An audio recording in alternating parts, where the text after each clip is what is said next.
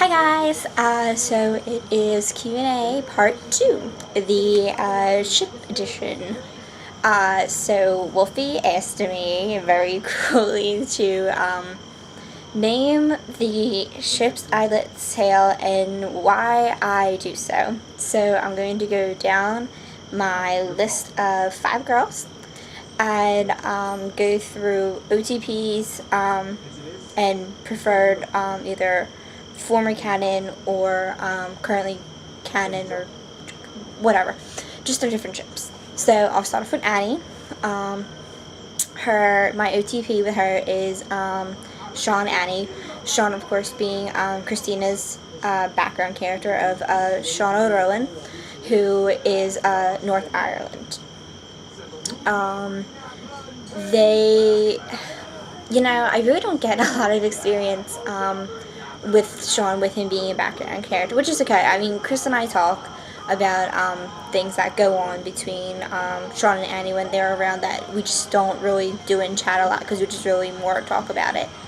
And they're just like a really cute couple. When Annie first started out, she was very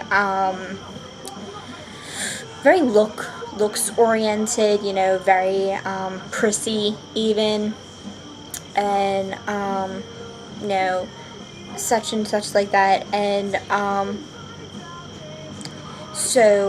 Sean was who when he was living in the Kirkland house at the time, because I think after he went to rehab for the second time he moved out, or it may have been no, it was before. So before that, it was last summer he moved out, I believe, and or he went to Ireland for the summer and stayed there. Anyway, shit, where was I going with this? Fuck.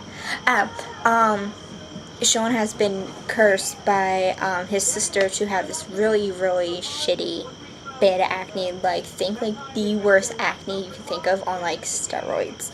And it's this curse. It's basically kind of like a Beauty and the Beast kind of curse. He had to find someone who could look past the shitty exterior for what he really is inside, which is this really, really cute, really sweet guy.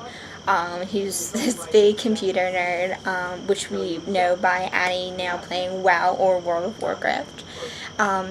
Currently still in secret to try and kick Sean's ass, because he is kind of the best of the best when it comes to it, and she wants to prove him otherwise because she is just the vindictive girlfriend like that.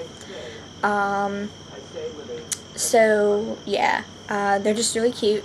They're just basically my OTP, and I really don't want anything to wreck their ship.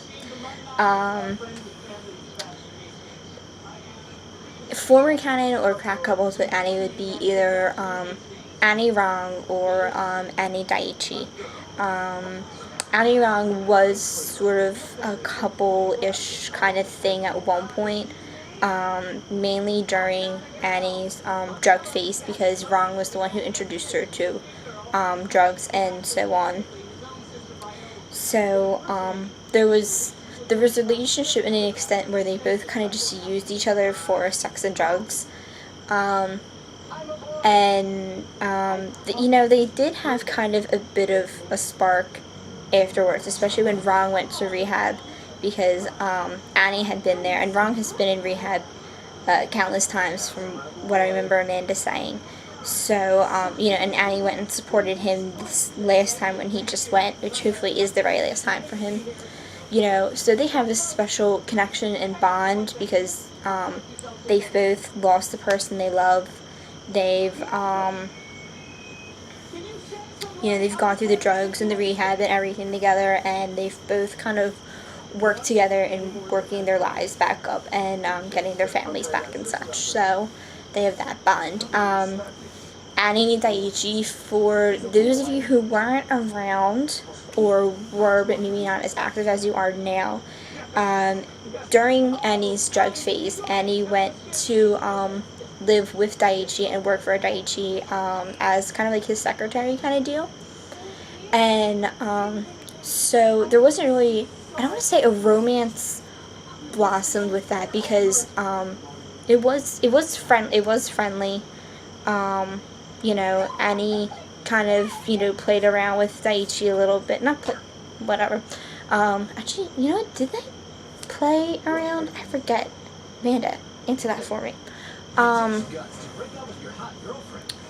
You know, they were just very friendly with each other in the work area. You know, she picked up things, say, as, you know, she mainly did, you know, what he asked her to, and so on.